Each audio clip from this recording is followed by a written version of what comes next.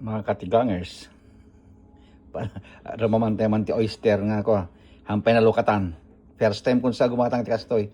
At ano, mangmang kami, eat all you can, nakaluka mo ten. Yak mo lang no kaso pinagkat ka to eh.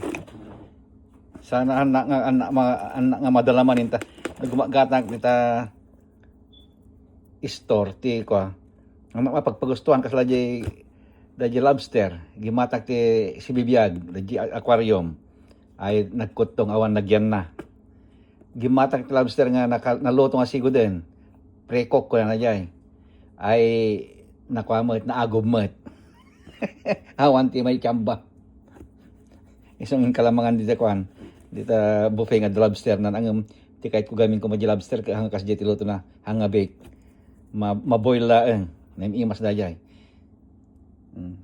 Ipos lang kinatang ko.